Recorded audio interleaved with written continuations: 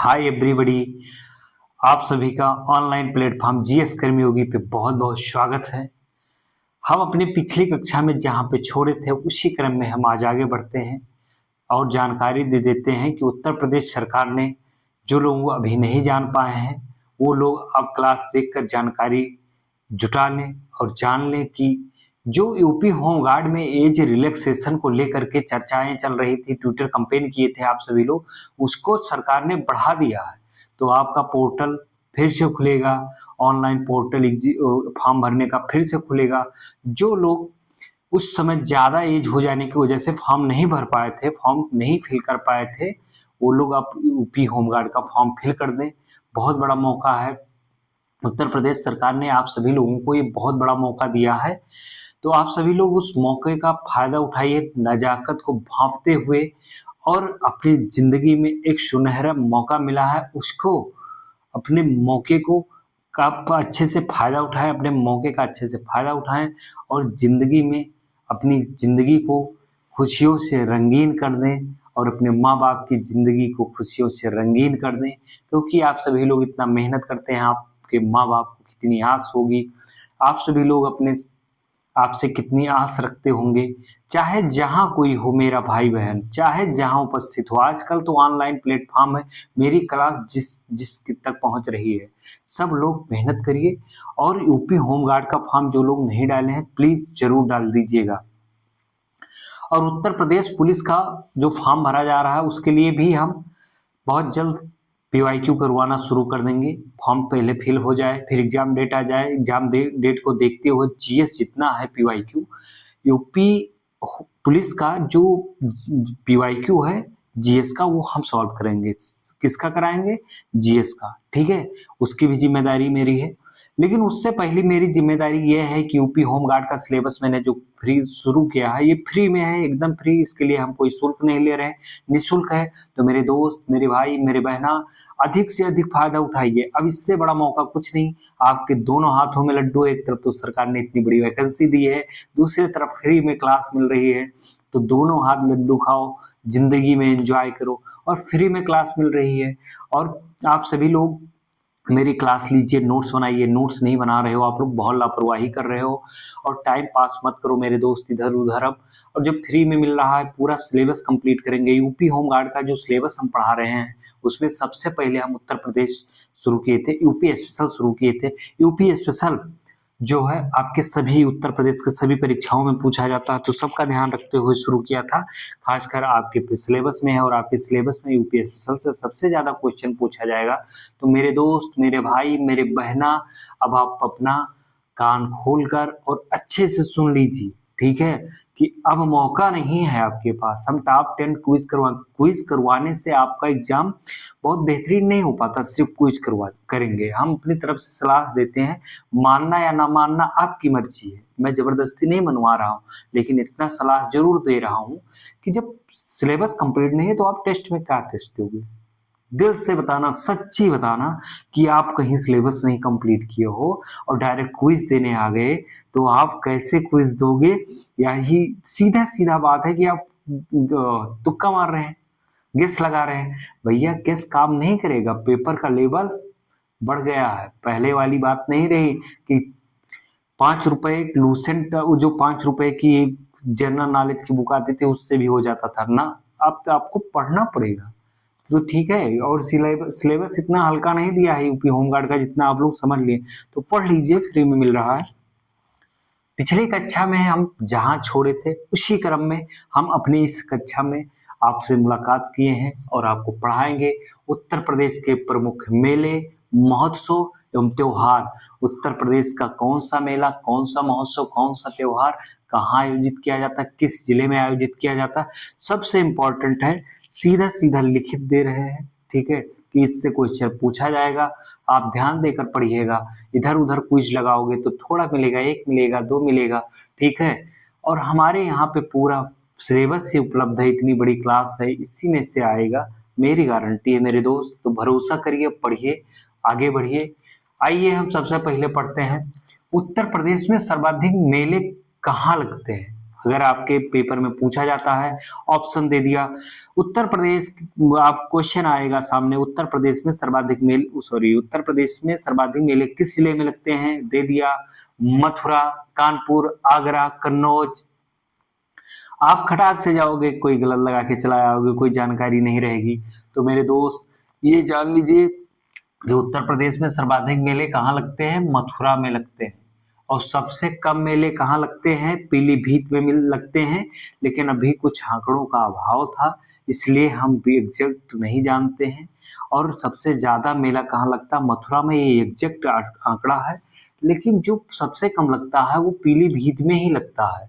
लेकिन अभी कई जगह कई चीजें दिए हुए हैं, इसलिए हम नहीं, लेकिन अगर पूछा जाएगा कि सबसे कम कहाँ लगते हैं तो पीलीभीत लगाना वही सही जाएगा। ठीक है। मथुरा में लगभग 86 मेले लगते हैं। ठीक है। उत्तर प्रदेश में टोटल लगभग एक वर्ष में आयोजित में होने वाले मेले लगभग कितने हैं, एक वर्ष में, मात्र एक वर्ष की बात हो रही, लगभग 2250 मेले उत्तर प्रदेश में लगते हैं। कितने, लगभग 2250। और मथुरा में लगभग 86 सर्वाधिक लगते हैं, सबसे कम पीलीभीत। ठीक है। फिर उत्तर प्रदेश के लिए बहुत गौरव की बात है, उत्तर प्रदेश में विश्व का सबसे बड़ा मेला कुंभ मेला कहाँ लगता है, प्रयागराज में। 2025 प्रयागराज महाकुंभ में अधिकतर लोग आप में से पढ़ने वाले छात्र छात्राएं सम्मिलित हुए होंगे, स्नान किए होंगे। तो बहुत बड़ा था, विश्व का सबसे बड़ा मेला कहाँ लगता है, प्रयागराज में लगता है। कुंभ मेला लगता है प्रयागराज कुंभ मेला 2025 में, लगभग आप सभी लोग सम्मिलित हुए होंगे। जहां से ये आपकी क्लास संचालित हो रही है, जहां से ये क्लास संचालित हो रहा है, शैक्षिक सांस्कृतिक एवं न्यायिक केंद्र है, ये बहुत महत्वपूर्ण केंद्र है। तो यहीं पे पवित्र कुंभ मेला लगता है। ठीक है। विश्व का सबसे बड़ा मेला है ये। ठीक है। जहाँ पे अमृत गंगा बहती है, लोगों का ऐसा मानना है। ठीक है। मेरा भी मानना ऐसा नहीं है। ठीक है। फिर हम जानते हैं मेले और त्योहार प्रमुख स्थान, कौन सा मेला कहाँ लगता है मेरे दोस्त, आइए जानते हैं। ताज महोत्सव आगरा में, ताज महोत्सव कहाँ पे होता है, आगरा में। शुलह कुल महोत्सव कहाँ होता है, आगरा में। ठीक है। अब हम थोड़ा सा जानकारी यहाँ पे लेते हैं। ठीक है।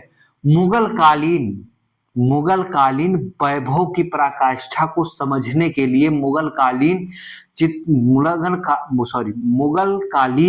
ठीक है, मुगल कालीन स्थापत्य कला को समझने के लिए सर्वश्रेष्ठ मेला कहाँ लगता है, ताज महोत्सव, ताज आगरा। आपने ताज महल का नाम सुना होगा, शाहजहां ने अपनी पत्नी की याद में ताजमहल गिफ्ट किया था। आप अपनी गर्लफ्रेंड को या अपनी प्रेमिका को क्या गिफ्ट देते हैं, कितनी इज्जत करते हैं, वो आप खुद सोचना। आप बड़ी इज्जत करना अपनी प्रेमिका की। ठीक है। आप अपनी प्रेमिका को क्या देते हैं कमेंट में जरूर बताना। ताज महोत्सव जो है वो आगरा में लगता है, मुगल कालीन स्थापत्य कला का बहुत बड़ा उदाहरण है। शुलह कुल मेला जो है आगरा में लगता है। ये हिंदू मुस्लिम एकता का प्रतीक के नाम से, अगर सीधा पूछ लेगा हिंदू मुस्लिम एकता का प्रतीक कौन सा मेला है, आप कंफ्यूज, तो मेरे भाई समझ लीजिए, नोट्स बना लीजिए, मैंने लिखा नहीं है। ठीक है। नोट्स बनाने के लिए मैंने नहीं लिखा है कि आपको नोट्स बनाना पड़ेगा, सब चीजें लिखी लिखाई मिल जाती है, आप लोग लिखते ही नहीं, नोट्स नहीं बनाते हैं। तो शुलह कुल महोत्सव जो है हिंदू मुस्लिम एकता का प्रतीक माना जाता है। ये कहाँ लगता है, आगरे में। ये हम सीधा सीधा बता रहे हैं, सीधा पूछा जाएगा हिंदू मुस्लिम एकता का प्रतीक कौन सा मेला है, आपको दे देगा ताज, सुलह कुल, ठीक है, फिर दे देगा उसी में नौचंदी मेला, फिर दे देगा कोई और एक ऑप्शन ले लेते हैं हम, शाकंभरी देवी।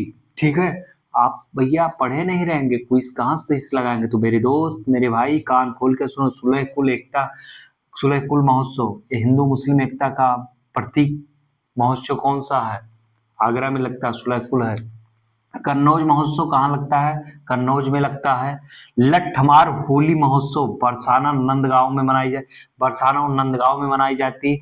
यहाँ पर महिलाएं, बरसाना और नंदगांव की महिलाएं जो होती हैं वो लाठी, मतलब लाठी जैसे होता है पुरुषों के ऊपर, उसी से चोट करती हैं, एक दूसरे के ऊपर मारती हैं और रोकने का काम किया जाता है। जो रोक नहीं पाता उसके शरीर में चोट लगती है। ये लट्ठमार होली महोत्सव जो बरसाना नंदगांव में मनाया जाता है। आप सभी लोगों ने एक मूवी देखी होगी, टॉयलेट एक प्रेम कथा, अक्षय कुमार, ठीक है, जब जाते हैं तो उसमें दिखाया गया अपनी गर्लफ्रेंड से उसके घर मिलने जाते हैं होली के टाइम पे, तो वहां पे दिखाया गया है ये कल्चर, हम कल्चर की बात कर रहे हैं, ये कल्चर वहां पे दिखाया गया है। लट्ठमार होली महोत्सव वहां पे दिखाया गया, जब अक्षय कुमार अपनी गर्लफ्रेंड से मिलने जाते हैं। यहाँ मूवी की बात नहीं कर रहे लेकिन बता रहे हैं कि वहां से समझ लीजिएगा कि कैसे मनाई जाती है, ठीक है। लट्ठमार होली बरसाना और नंदगांव में मनाई जाती है। मकर संक्रांति यानी खिचड़ी महोत्सव कहाँ मनाया जाता है? बाबा की नगरी गोरखपुर में, ठीक है। गोरखपुर में मैंने ध्रुपद मेला कहाँ होता है? वाराणसी में होता है मेरे दोस्त। रामायण मेला कहाँ लगता है? चित्रकूट रामायण मेला आएगा, आप तुरंत अयोध्या लगा दोगे मेरे दोस्त, मेरे भाई, मेरे बहना, याद रखना रामायण मेला जो है चित्रकूट में लगता है, ठीक है। नौचंदी मेला कहाँ लगता है? मेरठ में लगता है, बहुत इंपॉर्टेंट है। नौचंदी मेला कहाँ लगता है? मेरठ में लगता है। नवरात्र मेला कहाँ लगता है? तुलसीपुर बलरामपुर जिला जो है जिसका बॉर्डर नेपाल से लगता है, ठीक है, उसी में मतलब बलरामपुर में एक जगह है तुलसीपुर में नवरात्र मेला लगता है बलरामपुर जिले में। ईसाई मेला जो है बेगम समरू बैसिलिका चर्च सरधनम मेरठ में लगता है। नवरात्र मेला एक और है विंध्याचल माँ विंध्यवासिनी के यहाँ लगता है जो मिर्जापुर जिले में है। रामनवमी मेला जो है वो अयोध्या में लगता है। कैलाश मेला कहाँ लगता है? आगरा में लगता है। श्रवण मेला कहाँ लगता है? अयोध्या में लगता है। जल बिहार महोत्सव कहाँ मनाया जाता है? मऊ रानी झांसी में मनाया जाता है, ठीक है। फिर राम बारात महोत्सव कहाँ मनाया जाता है? आगरा में मनाया जाता है। ध्यान रखना मेरे दोस्त, श्री कृष्ण रामनवमी कहाँ मनाई जाती है? ब्रज और मथुरा में बहुत धूमधाम से ये मेला मनाया जाता है। श्री कृष्ण जन्माष्टमी ब्रज और मथुरा में मनाई जाती है, बहुत बेहतरीन मनाई जाती है। बटेश्वर मेला कहाँ लगता है? बहुत इंपॉर्टेंट है, आपके आगरा में लगता है। बटेश्वर मेला कहाँ लगता है? आपके आगरा में लगता है। शाकंभरी देवी मेला कहाँ लगता है? शाकंभरी देवी मेला महोत्सव जो है वो आगरा में लगता है आपके। पशु मेला कहाँ लगता है? बटेश्वर आगरा में है, आगरा में लगता है बटेश्वर, या आगरा में लगता है पशु मेला। नकटैया मेला कहाँ लगता है? चेतगंज वाराणसी में लगता है ये। देवा मेला कहाँ लगता है? देवा शरीफ बाराबंकी में लगता है। गंगा मेला कहाँ यानी कि गंगा महोत्सव कहाँ लगता है? गढ़ मुक्तेश्वर में लगता है, ठीक है। गोला गोकर्ण नाथ मेला कहाँ लगता है? तो लखीमपुर खीरी में लगता है। गोला गोकर्ण नाथ मेला गोला गोकर्ण नाथ मेला कहाँ लगता है? अगर ऑप्शन में गोरखपुर आ गया तो मुझे पूरा भरोसा है, अगर आप पढ़े नहीं है तो गोरखपुर लगाएंगे। ध्यान रखना ये लखीमपुर खीरी है मेरे दोस्त, ठीक है। कलिंजर मेला कहाँ लगता है? बांदा में लगता है, ठीक है। कलिंजर से आप यहाँ एक चीज कनेक्ट कर लीजिएगा, कलिंजर का युद्ध शेरशाह सूरी लड़ा था, ठीक है। जो वहीं पे ये कलिंजर के युद्ध में ही घायल हुआ था, उसके बाद ये फिर ठीक नहीं हुआ, कुछ समय बाद इसकी मृत्यु हो जाती, किसकी? शेरशाह सूरी की, ठीक है। कलिंजर मेला कहाँ लगता है? बांदा में लगता है।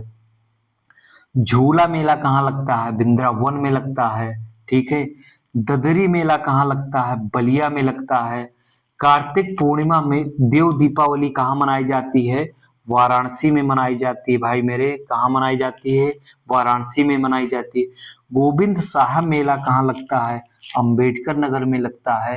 तो इस प्रकार आपका ये उत्तर प्रदेश के जितने प्रमुख मेले थे आपके एग्जाम में पूछे जाने वाले हैं उनको हमने पढ़ा दिया आपके पेपर के पॉइंट ऑफ व्यू से। बहुत इंपॉर्टेंट है, आप सभी लोग 1 से 2 बार क्लास लेना मेरे दोस्त, उसके बाद नोट्स बनाते रहना।